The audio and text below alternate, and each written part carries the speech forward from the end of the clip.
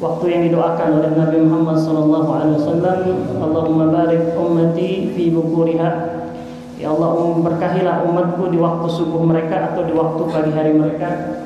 Kita bisa berkumpul di tempat yang mulia ini, di Masjid Asy-Syuhada, untuk bersama-sama kita mengikuti program baru yang diselenggarakan oleh Hasmi, yaitu program kajian subuh. Dan alhamdulillah pada kesempatan kali ini, insya Allah tema yang akan kita bahas pada kesempatan kali ini adalah tentang Sirah Nabawiyah. Hadirin rahimakumullah, Sirah Nabawiyah. Mungkin kata-kata ini sudah tidak asing bagi kita, bahwa arti dari Sirah Nabawiyah adalah biografi kehidupan Nabi Muhammad SAW.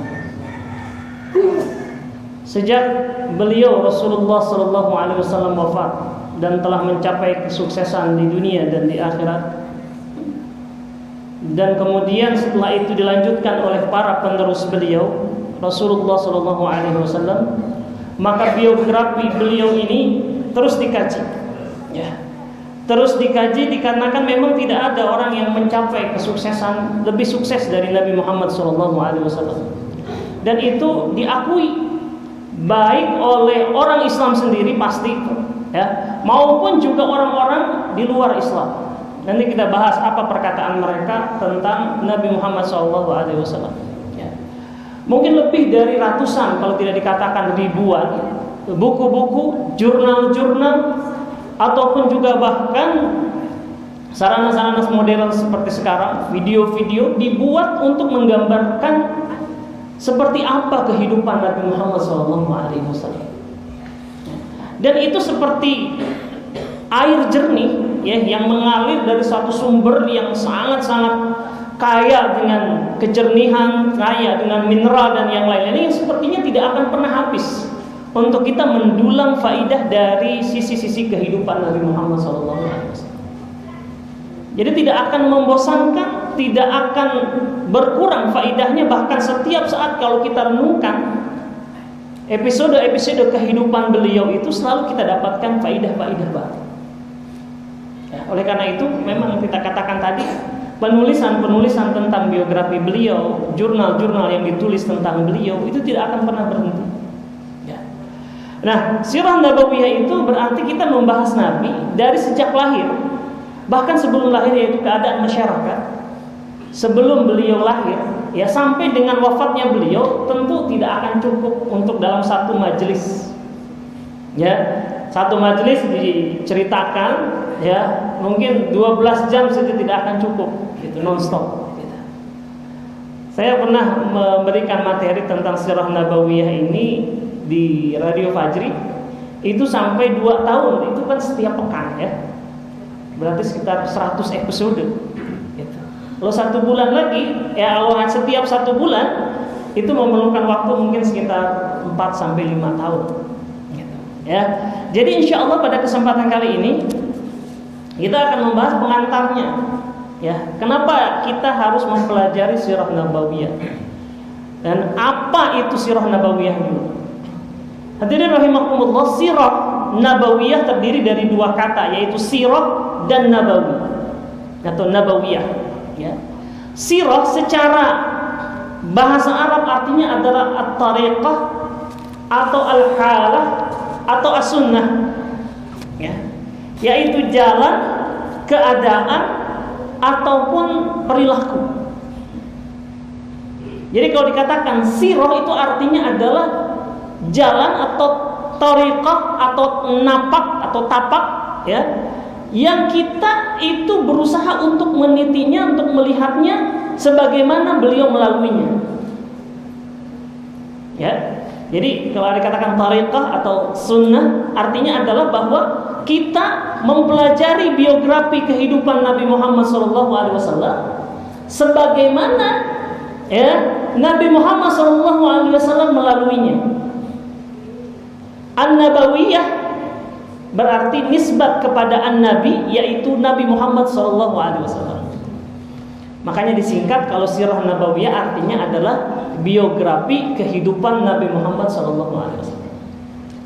Hadirin rahimakumullah, walaupun kata sirah tadi artinya adalah biografi, Maka sebenarnya itu bisa kepada siapa saja. Ya, misalkan bisa pada biografi Bung Karno, sirah Bung Karno, sirah Pak Harto, sirah B.J. Habibie misalkan, tokoh-tokoh presiden kita dahulu, ya. Tapi karena sirah ini sangat identik dengan Nabi Muhammad SAW, maka kalau dikatakan sirah berarti ya sirah Nabi Muhammad SAW, bukan yang lainnya, bukan orang yang lainnya. Ya. Nah, ada yang mendefinisikan secara lengkap ya apa itu sirah nabawiyah. Dikatakan bahwa sirah nabawiyah adalah kissatul hayati wa tarikhiha, yaitu kisah tentang kehidupan dan juga sejarahnya. Ya. Di riwayat yang lain disebutkan bahwa sirah nabawiyah artinya adalah majmu'un ma warada lana min waqa'i hayatin Nabi sallallahu alaihi wasallam wa sifatihi al-khuluqiyyah wal khalqiyyah mudafan ilaiha ghazwatuhu wa sarayahu. Yang disebut dengan sirah nabawiyah adalah sebuah pelajaran yang menampung, mengumpulkan apa-apa riwayat yang sampai kepada kita dari keadaan kehidupan Nabi Muhammad SAW, dan juga dibahas tentang sifat-sifat Rasulullah SAW. Kalau sifat itu ada dua, ada sifat akhlak, ada sifat khuluqi, yaitu sifat fisik. Jadi dalam sirah itu dijelaskan tentang bagaimana misalkan kuatnya beliau Rasulullah SAW di dalam memegang akidah, ya, bagaimana beliau sabarnya di dalam perjuangan, itu dibahas. Bagaimana Rasulullah SAW beraninya beliau ketika berhadapan dengan musuh-musuhnya. Nah, itu dijelaskan. Jadi sifat akhlak, ya. Diberikan sifat juga atau dibahas juga adalah sifat-sifat fisik beliau. Kayak apa sih beliau ini? Ya, misalkan tinggi badannya, wajahnya seperti apa? Ya, misalkan Ummu Ma'bad Al-Khuzai, yaitu seorang ummahat, ya, yang bertemu dengan Nabi Muhammad SAW ketika beliau mau hijrah dari kota Mekah menuju Madinah. Bertemu dengan Nabi Muhammad SAW dan bisa menegaskan, bisa menatap wajah beliau dengan sempurna.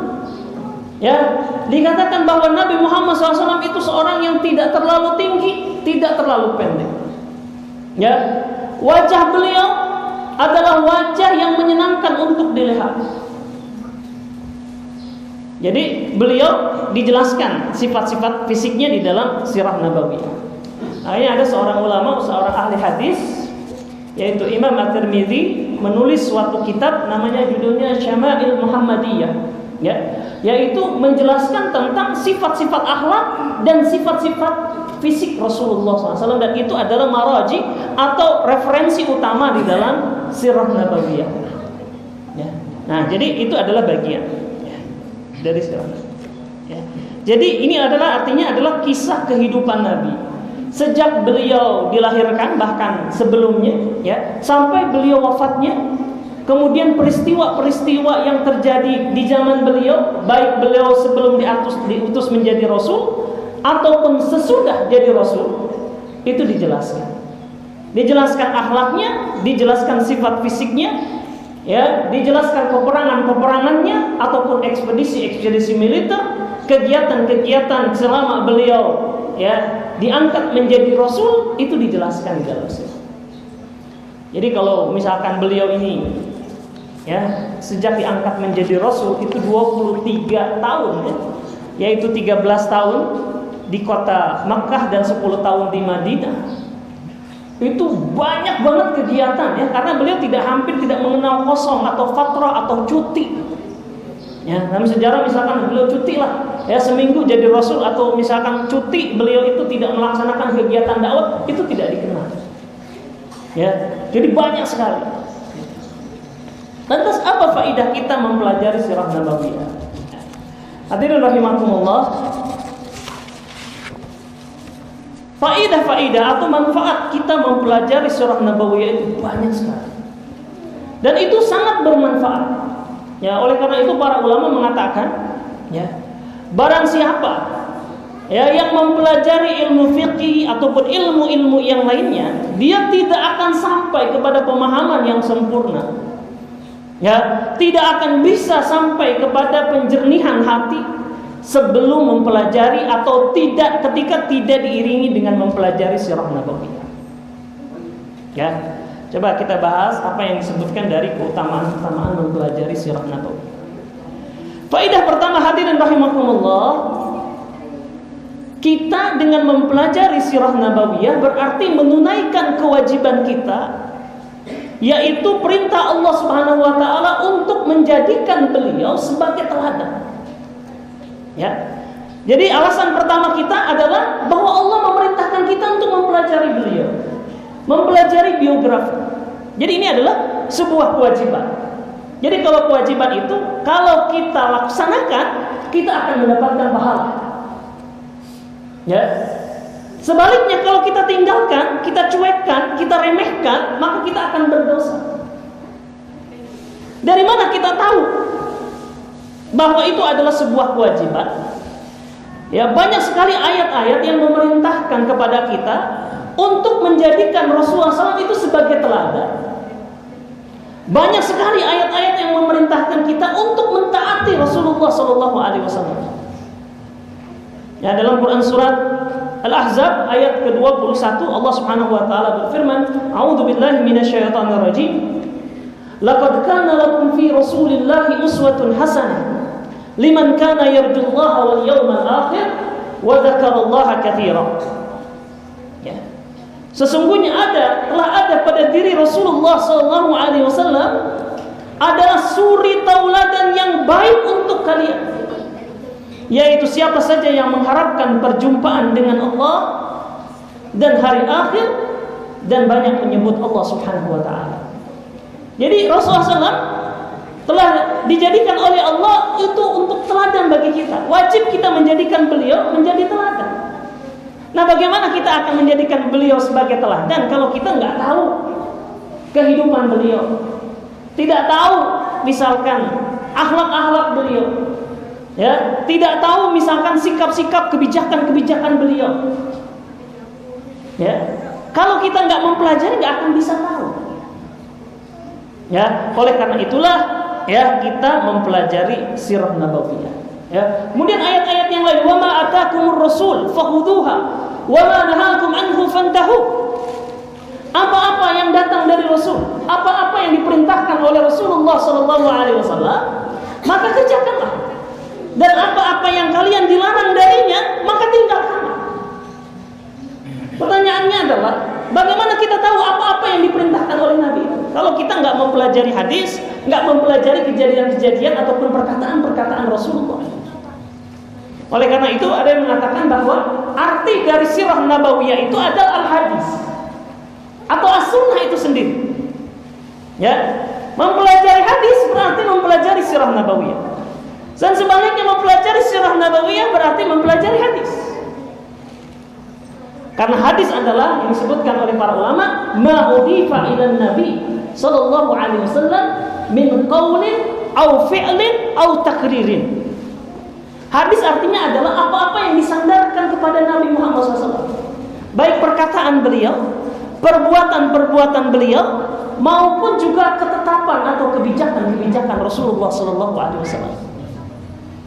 Ya, jadi artinya bahwa dengan mempelajari sirah nabawiyah kita sudah bara'at dhimmah, sudah berlepas tanggung jawab kita dari tadi perintah Allah Subhanahu wa taala yang mewajibkan kita untuk mentaati dan menjadikan Rasulullah SAW sebagai teladan kita.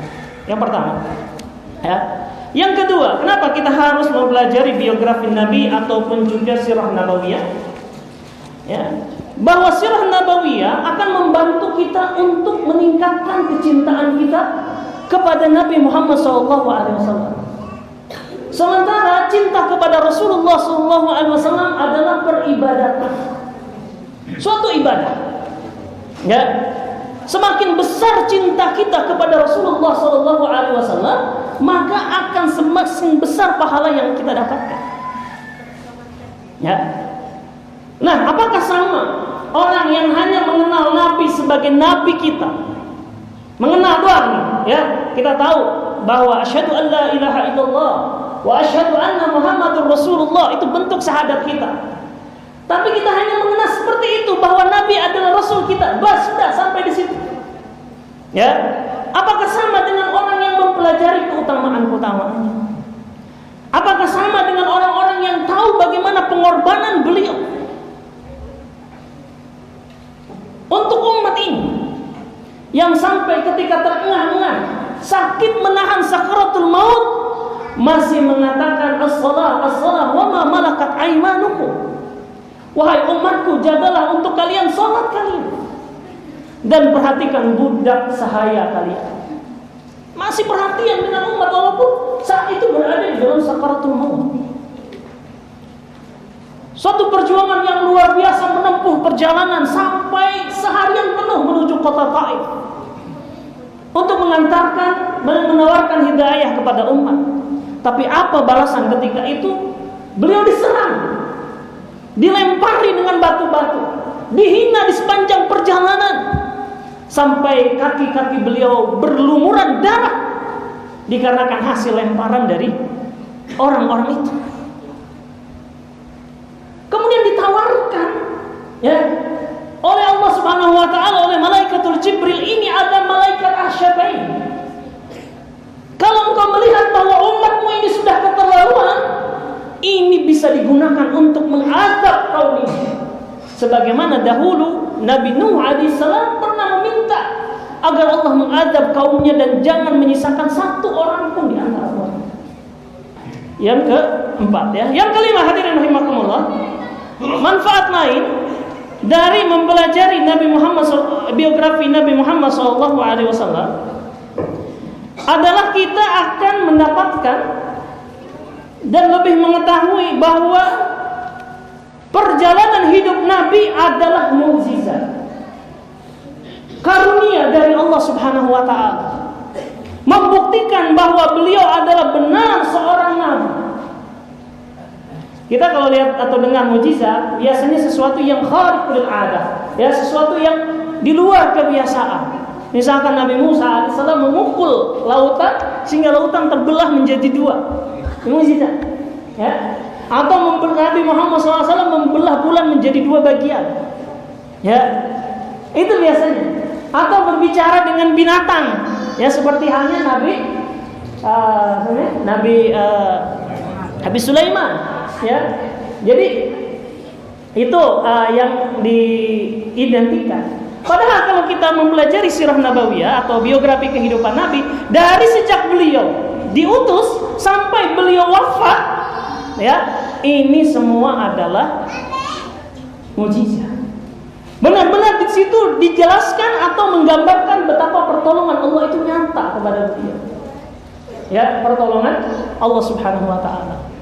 Jadi ada perkataan, ya, disebutkan bahwa Ibnu Hazm mengatakan, Allah, demi Allah, jika seandainya Nabi Muhammad SAW tidak diberikan satu mukjizat pun selain dari perjalanan kehidupan beliau, niscaya itu sudah mencukupi, ya, niscaya itu sudah membuktikan bahwa beliau ini adalah benar-benar utusan Allah Subhanahu wa taala.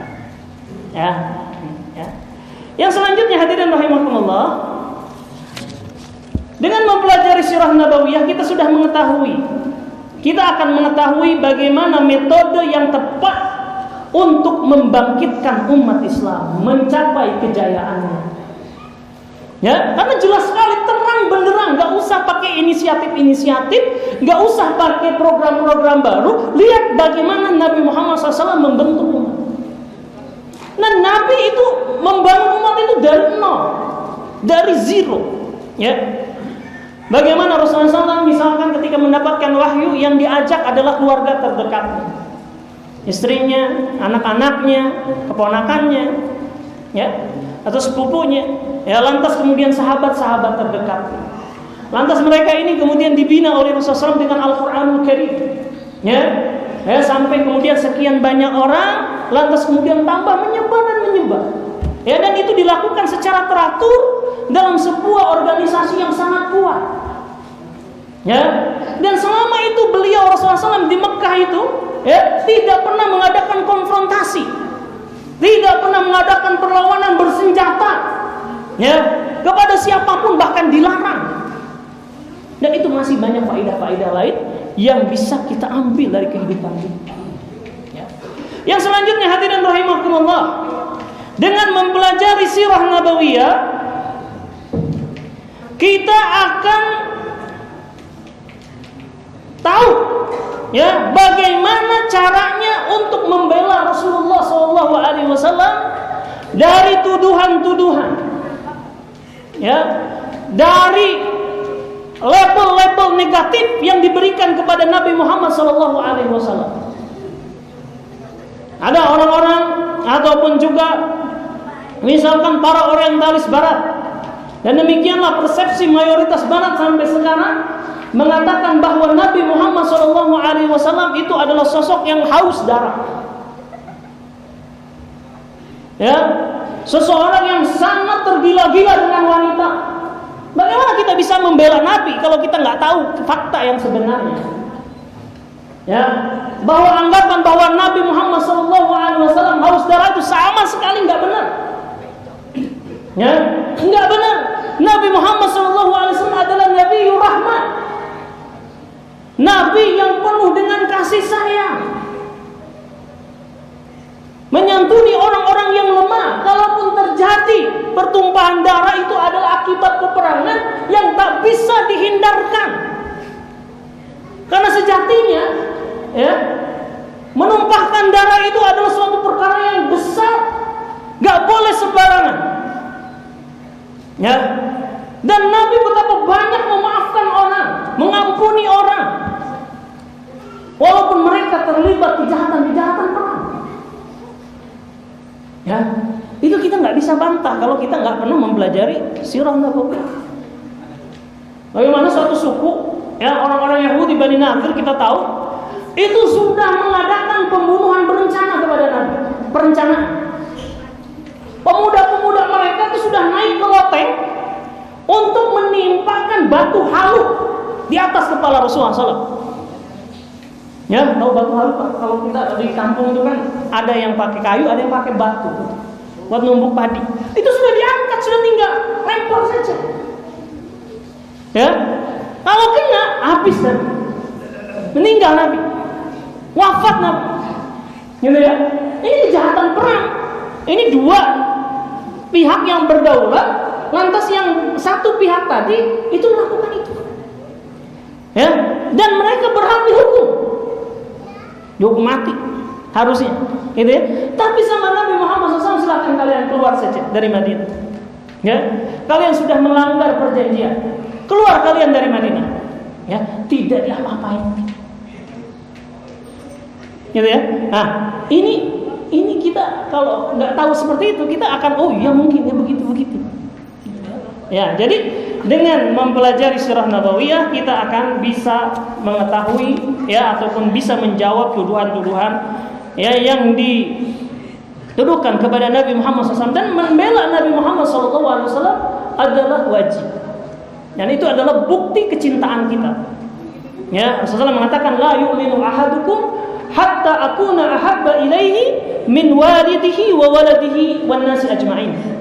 Tidak beriman salah seorang di antara kalian sampai aku lebih dicintai oleh dirinya, melebihi anak-anaknya, melebihi orang tuanya, dan melebihi manusia secara keseluruhan. Ya. Cinta yang bohong kalau misalkan seorang yang dicintanya dicaci maki tapi diam saja, palsu. Nah, kemudian hadirin rahimakumullah, ini beberapa, ya, dan masih banyak lagi dari faidah-faidah mencintai Nabi Muhammad SAW atau mempelajari biografinya. Ya. Dan yang lebih besar lagi hadirin rahimakumullah, tadi kita katakan adalah bahwa kita meneladani beliau. Kita ingin tahu bagaimana cara Islam dipraktekkan Itu lihatlah kehidupan Nabi Muhammad SAW. Karena beliau itu adalah al-ma'sadul a'la, ya. Beliau adalah contoh yang paling agung, contoh yang paling tinggi untuk kita teladani. Nah, kemudian dari mana kita tahu atau sumber-sumber kita mempelajari sirah nabawiyah? Sumber yang pertama tentu saja adalah Al-Qur'anul Karim. Ya, tidak ada yang menggambarkan kejadian-kejadian di sirah nabawiyah sebaik dan seindah Al-Qur'anul Karim. Dari misalkan tentang surat Wadduha, ya, bagaimana tentang masalah perang Badar, perang Tabuk, ya, kemudian perang Ahzab misalkan, ya, itu dijelaskan oleh Allah Subhanahu Wa Taala. Bahkan bukan hanya kejadian, tapi psikologi orang-orang yang terlibat di dalamnya itu diceritakan oleh Allah Subhanahu Wa Taala. Ya, sampai dikatakan ketika terjadi pengepungan oleh 12.000 orang-orang Quraisy dan juga orang Yahudi pada peristiwa perang Ahzab, hati-hati orang yang beriman itu bergoncang. Kenapa? Karena takut, ada ketakutan, ya. Tetapi kemudian mereka sadar, ya, bahwa ini tidak boleh ditakutkan, ya, dan mereka malah bertambah keimanannya dan menjadi tidak takut. Itu disebutkan, ya, karena kalau misalkan kalangan manusia yang lainnya itu nggak akan diceritakan tuh gimana kondisi orang-orang yang beriman, hati-hati mereka. Ya, jadi sumber yang pertama adalah Al-Qur'anul Karim. Sumber yang kedua adalah hadis-hadis Rasulullah SAW. Ya, tadi kita katakan, ya, bahwa hadis Rasulullah SAW itu menjelaskan tentang perilaku, kemudian kejadian, akhlak, ya, dan takrir ketetapan Nabi Muhammad SAW. Kemudian yang ketiga adalah buku-buku yang ditulis oleh orang yang pertama kali menceritakan biografi Nabi Muhammad SAW. Kitab-kitab, ya. Nah, ini biasanya mereka ini adalah yang paling dekat dengan kehidupan Nabi, baik generasi sahabat maupun generasi tabi'in. Ya. Misalkan Utsman bin Affan radhiyallahu an itu punya anak namanya Abban ibn Utsman ibn Affan.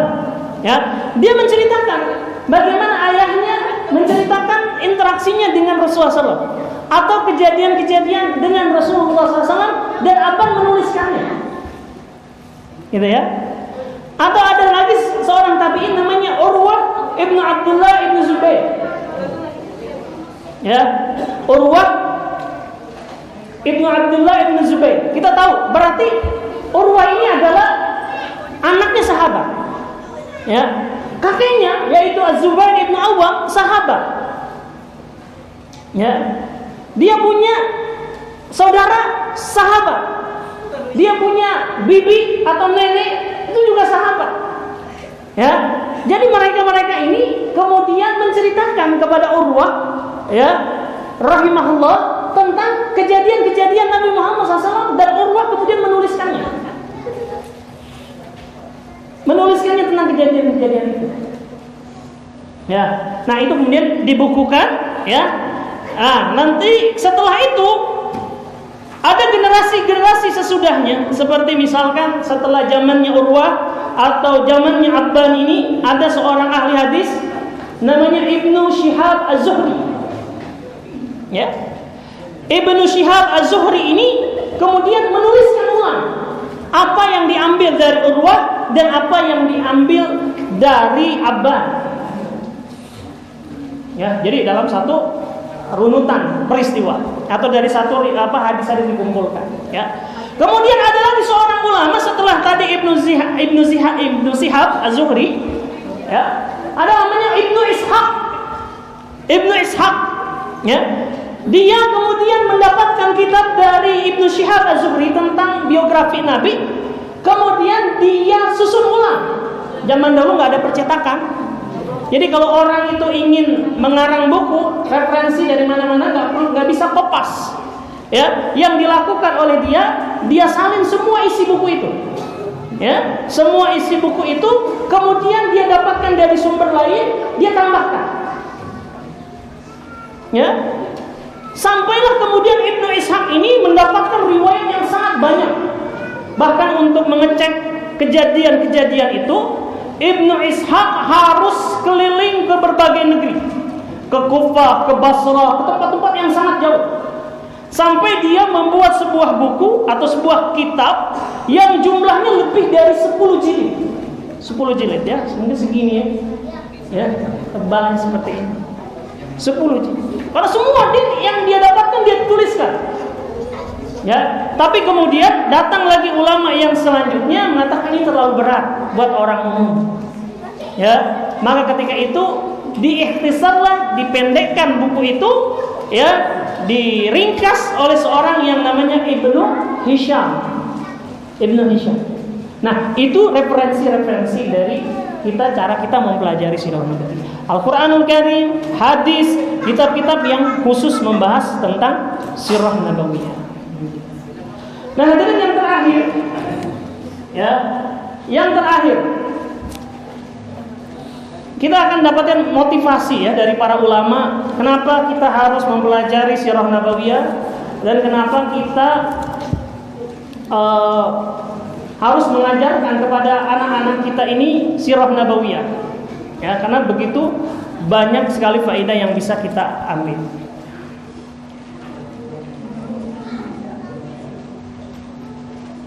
Ya, beberapa perkataan.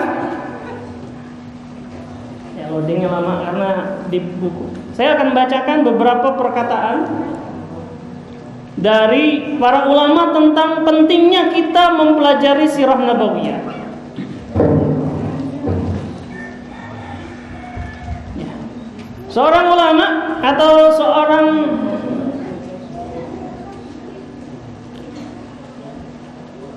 tabi'in ya, Zainal Abidin Ali bin Husain mengatakan, dia seorang tabi'in, berarti muridnya sahabat atau anaknya sahabat. Beliau mengatakan, kunna nu'allamu maghazi Rasulullah sallallahu alaihi wasallam kama nu'allamu suratu minal Qur'an. Kami diajarkan oleh pendahulu-pendahulu kami, yaitu peperangan-peperangan, atau maksudnya adalah sirah nabawiyah, sebagaimana kami belajar surat dari Al-Quran Al-Karim. Jadi para tabi'in, para ulama zaman dahulu, mereka selain belajar Al-Quran, menghafal Al-Quran, mempelajari hukum-hukum Al-Quran, mereka juga mempelajari sirah nabawiyah. Ya. Karena sangat kaya sekali faedah yang bisa diambil. Ya. Yang lainnya Muhammad bin Sa'id bin Abi Waqqas. Muhammad bin Sa'ad bin Abi Waqqas. Berarti kalau Muhammad bin Sa'ad bin Abi Waqqas, dia adalah anaknya Sa'ad bin Abi Waqqas, sahabat dekat Rasulullah SAW. Dia katakan, "Kana abi yu'allimuna maghaziya Rasulullah sallallahu alaihi wasallam wa sarayahu." Dahulu bapakku mengajarkan kepadaku tentang sirah nabawiyah. Ya. Kemudian wa yaqulu ya bani hadhihi ma'sara abaikum fala tudai'uha. Kemudian dia mengatakan, wahai anakku, ini adalah warisan dari bapak-bapak kalian.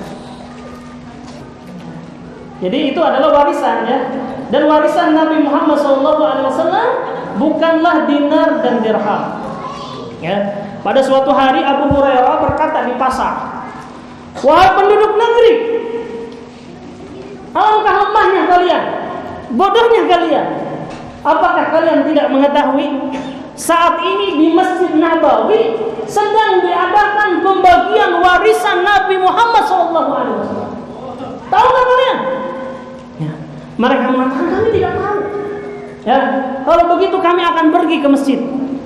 Maka mereka kemudian berduyun-duyun mendatangi masjid demi apa? Mendapatkan warisan Nabi. Yang terbayang bagi mereka itu dinar, dirham, pembagian tanah dan segala macam. Masuk mereka ke masjid. Mereka celana celing, tidak ada yang lagi bagi-bagi duit. Ya. Dilihat orang sedang baca Quran, sedang taklim, ya, sedang sholat.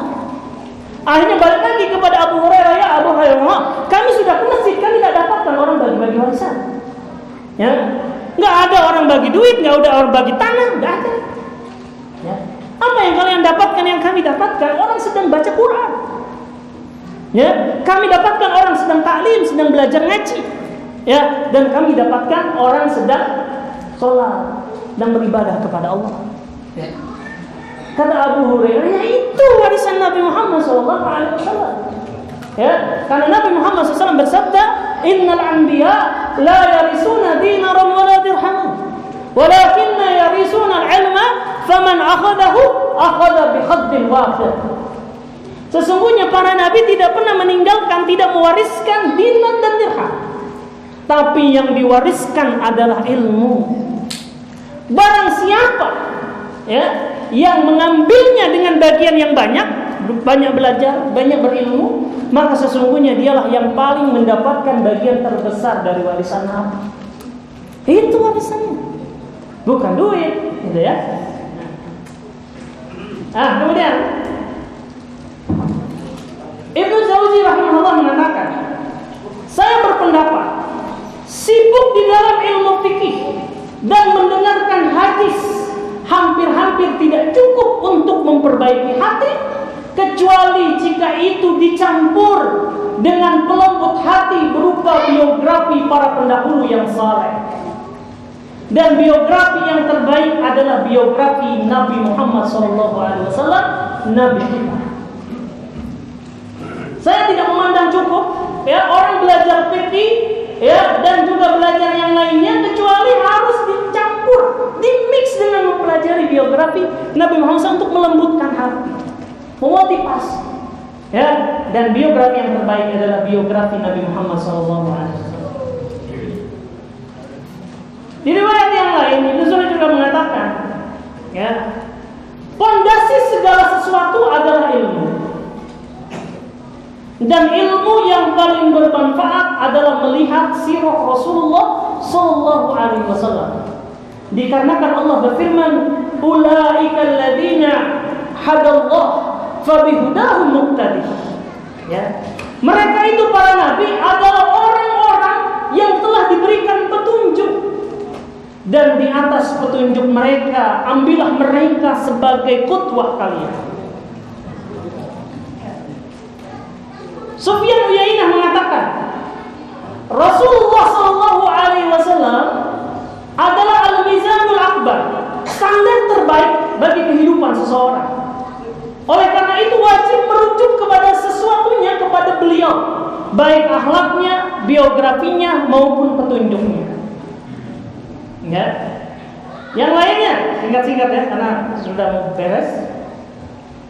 Ibnu Qayyim di dalam kitabnya Zadul Ma'ad fi Hadi Khairil Ibad mengatakan yang artinya, dan dari sini ketika Anda mempelajari perlunya para hamba di atas semua keharusan untuk mengikuti Rasul dan apa yang dibawanya untuk beriman kepadanya, ya, dengan mempercayai apa yang dikabarkan dan menjalankan apa yang diperintahkan. Karena itu tak ada jalan menuju kebahagiaan dan kesuksesan baik di dunia maupun di akhirat kecuali melalui jalan para Rasul. Dan jika kebahagiaan hamba di dunia tersebut, di dua dunia tersebut, di dunia dan di akhirat, bergantung kepada bimbingan Nabi, ya, maka wajib setiap orang untuk menasehati dirinya, ya, untuk mengetahui petunjuk dan perilaku Rasulullah sallallahu alaihi wasallam. Ya, dan itu lewat mempelajari biografi Nabi. Ali At-Tantawi ini seorang ulama dari Mesir, ya, besar di Mesir, kemudian hebat di Mesir, setelah itu hijrah ke negara Saudi. Dia mengatakan dalam sebuah perkataannya, setiap kepala keluarga di rumahnya harus memiliki buku yang komprehensif dari buku-buku sirah nabawiyah, dan agar ia membacakannya kepada keluarganya, kepada anak-anaknya, dan minimal menyisihkan 1 jam setiap hari untuk membacakan kepada mereka, sehingga tumbuh pengetahuan tentang Nabi yang terbesar ini kepada mereka. Ya. Jadi itu perkataan beliau. Ya. Sebenarnya masih banyak perkataan-perkataan yang lain, termasuk dari para orang Barat. Ya. Orang-orang Orientalis yang menjelaskan tentang keutamaan Nabi Muhammad SAW. Banyak faidah-faidahnya ketika kita mempelajari sirah nabawiyah. Ya. Jadi hadirin rahimakumullah, pembahasan ini hanya awal saja. Ya. Nanti mungkin panitia bisa mengaturnya, nanti bisa lewat ustaz-ustaz yang lainnya yang menyampaikan. Ya. Itu akan mengasihkan.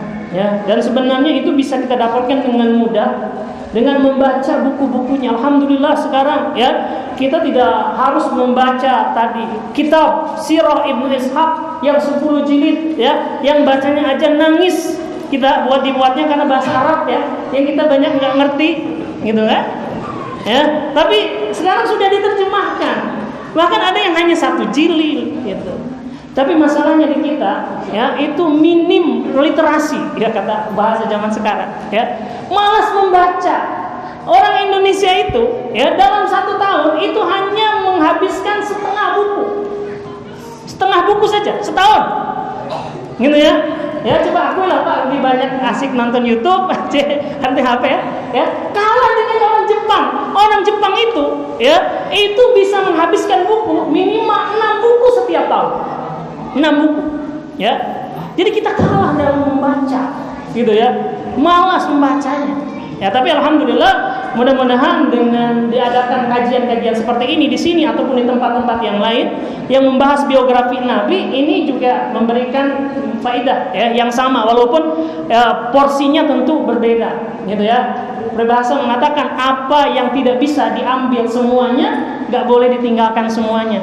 Kalau nggak bisa baca sendiri banyak-banyak jilid, ya nggak apa-apa lah, sejam, setengah jam untuk mempelajari sirah nabawiyah di kajian-kajian seperti ini. Itu pun akan bermanfaat untuk kita. Wallahu a'lam bishawab. Ini yang bisa saya sampaikan. Mudah-mudahan ada manfaatnya.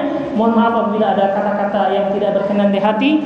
Ya, mudah-mudahan Allah memberikan keberkahan di waktu pagi kita, karena kita duduk sampai waktu syuruk untuk menuntut ilmu. Wallahu a'lam bishawab. Sallallahu ala nabiyyina Muhammadin wa ala alihi wa sahbihi wasallam. Wa akhiru da'wana alhamdulillahirabbil alamin. Wassalamualaikum warahmatullahi wabarakatuh.